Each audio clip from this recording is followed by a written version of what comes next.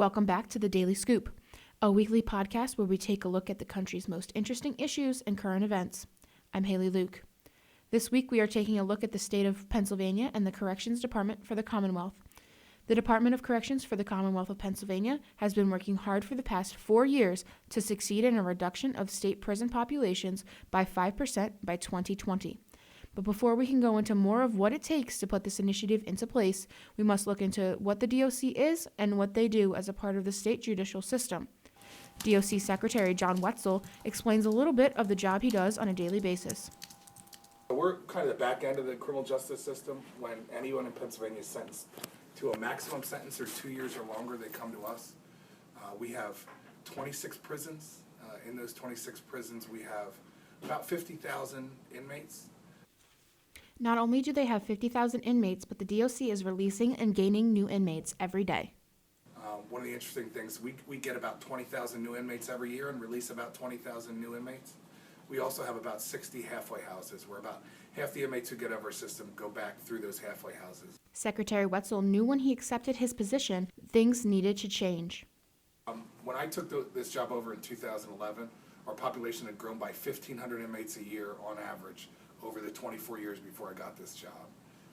Since 2012, our population's been going down by about 1% a year, about 500 inmates a year. When Governor Wolf, the Wolf administration came in, he really pushed us to set a finite goal, and that's where we came up with the 5% by 2020. There are many things the DOC is starting to take a closer look at so the state system can call this plan a success. We've really been focusing on looking at both legislation to do a better job of figuring out who needs to come to a state prison versus who can stay in the community, and we can address the root cause of the behavior that led them to come to prison, but do it cheaper. And also focusing on the back end, that when people do get out, that they're less likely to commit a crime. And in order to do that, we really have to focus on what led for them to come here, and then try to structure the environment so we address those needs so people can get out and become good citizens. There are also influences that the DOC as well as the PA state court systems have to be aware of when making a decision of such magnitude such as this one. Some of these influences being 50% of all inmates in the state system right now do not have a high school diploma. Secretary Wetzel believes this is one of the key things that he and his administration needs to address so inmates will be able to be released and have the opportunity to stay out of state prison.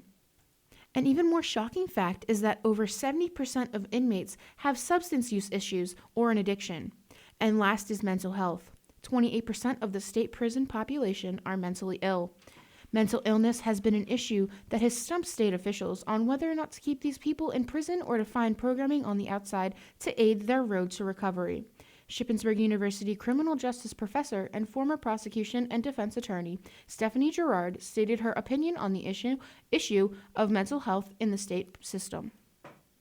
Unfortunately, since the 1980s, when President Reagan shut down many of the facilities, mental health facilities, he stopped funding mental health facilities, like in Harrisburg, Pennsylvania, for example. The state mental hospital was shut down. What that meant was the criminal justice system then became the default mental health hospital. So many of our offenders are suffering from debilitating mental health issues, but there's nowhere to treat them. There's no institution to help them.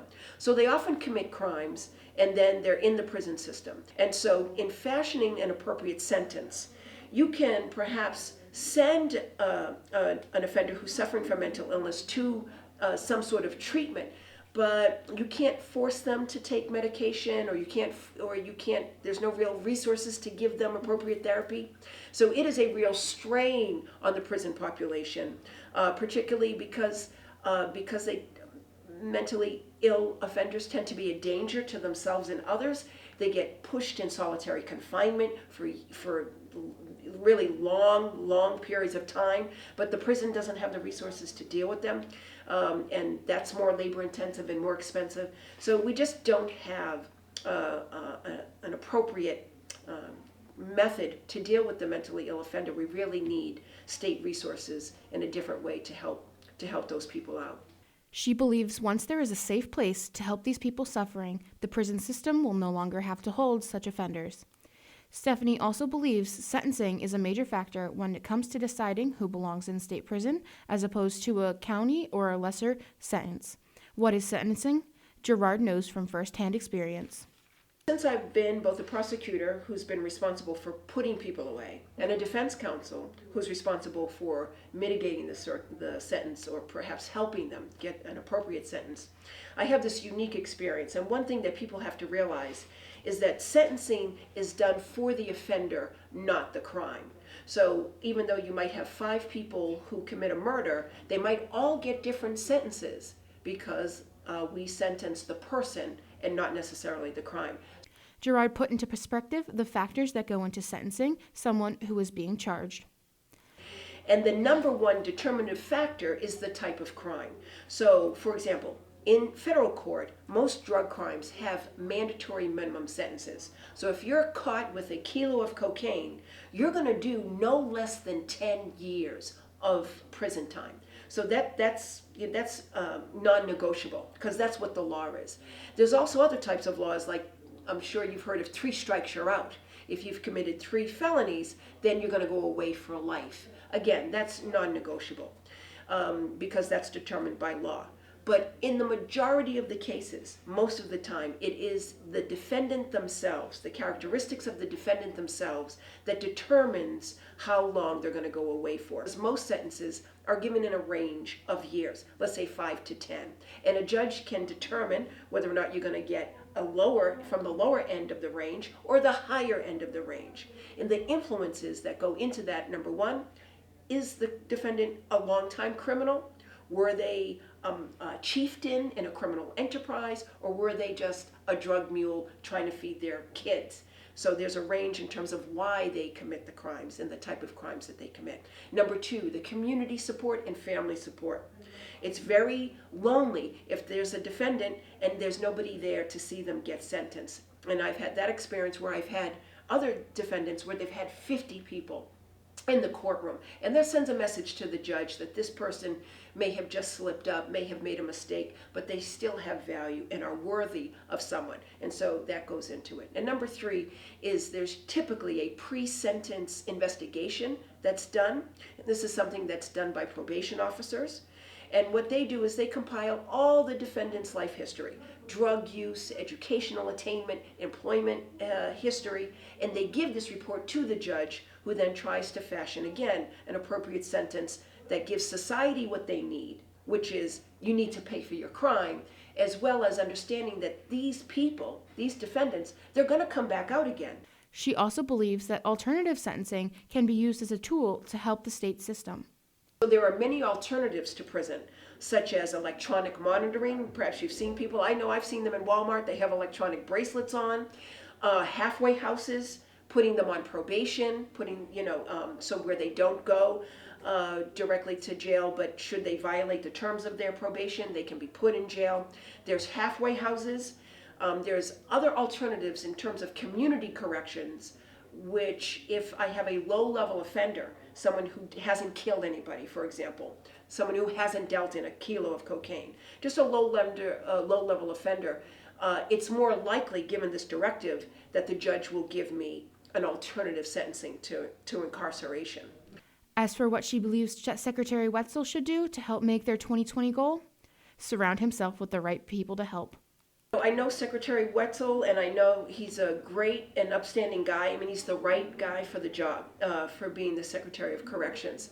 In his position, what I would do is get more trusted advisors and delegate the responsibility to get more people looking at more qualified candidates who then they could bring to me for the final sign-off. That's what President Obama does in terms of all the pardons that he's been given, that he's granted recently. He's not reviewing every case. He has people that are doing that for him, bringing that to him and saying this is a worthy candidate for a presidential pardon, and then the president signs off. So I think the Secretary Wetzel, has to just increase the people working for him to meet that 5% goal. No matter the strategy, Secretary Wetzel is very confident that by 2020 their goal will be met and he will be able to call the initiative a success. over the past 3 years, our population has gone down about 500 a year. So we need to pick up the pace a little bit to get to 5%. So 5% basically means 2,500 people more we have to reduce by.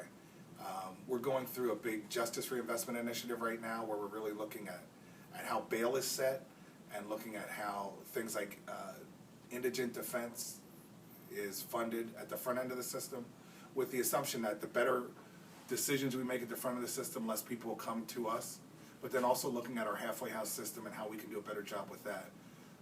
So like I said, we have to pick up the pace a little bit, but I think we're in a really good posture to achieve the governor's goal. Thank you so much for listening this week. That's all we have for you. Be sure to tune in next week as we discuss President-elect Trump and the reactions sweeping the nation. Good night.